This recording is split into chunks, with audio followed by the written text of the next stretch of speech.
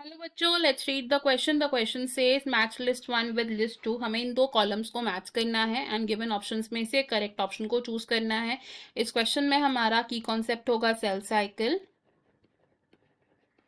की concept is cell cycle. Cell cycle का मतलब होता है a series of sequential events through which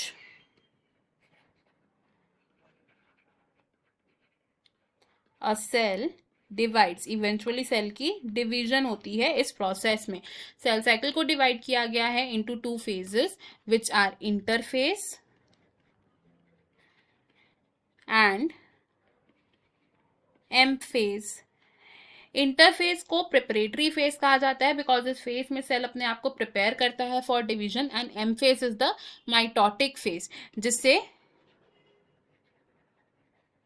equational division भी कह सकते हैं हम।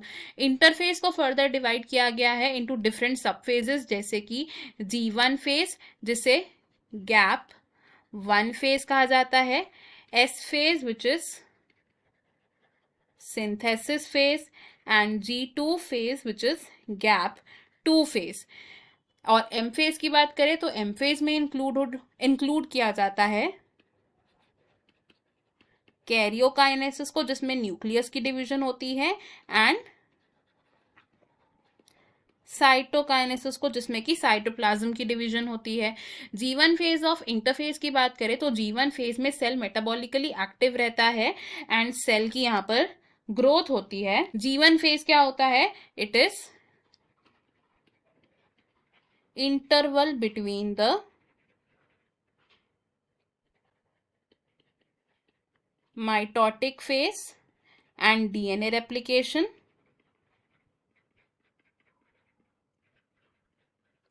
इस फेज में सेल मेटाबॉलिकली एक्टिव रहता है एंड ग्रो करता है। सिंथेसिस फेज की बात करें तो सिंथेसिस फेज में डीएनए की रेप्लिकेशन होती है, यानी कि जो डीएनए का अमाउंट है वो इस फेज में डबल हो जाता है। और G2 फेज की अगर बात करें which is the gap two phase, तो गैप टू फेज में प्रोटीन्स की सिंथेसिस होती है that are required for cell division. अब अगर बात करें एक inactive stage of cell cycle की, inactive stage of cell cycle की, तो it is the G0 phase, जिसे हम क्वाइसेंट फेज के नाम से भी जानते हैं। कुछ सेल्स जो ओकेजनली डिवाइड करते हैं वो सेल्स एग्जिट करते हैं G1 phase of cell cycle को एंड ये एंटर करते हैं into the G0 phase of cell cycle. जो cells G0 phase of cell cycle में एंटर करते हैं they suspend the cell cycle. And अगर हम अपने कॉलम्स देखें यहाँ पर तो एम फेज क्या है? It is equational division. G2 phase क्या है? इस फेज में प्रोटीन्स की सिंथेसिस होती है। क्वाइसेंट फेज एक इनएक्टिव फेज है एंड G1 फेज इंटरवल होता है between mitosis and initiation of DNA replication. हमारे मैचेस बनेंगे यहाँ पर A with fourth of column 2, B with first of column 2, C with second of column 2 and D with third of column 2। तो according to these matches हमारा जो correct answer है that will be option B. बाकी के option हमारे पर incorrect हो जाएंगे एंड हमारा जो करेक्ट आंसर है that will be option B. I hope you have understood it well. Best of luck. Thank you.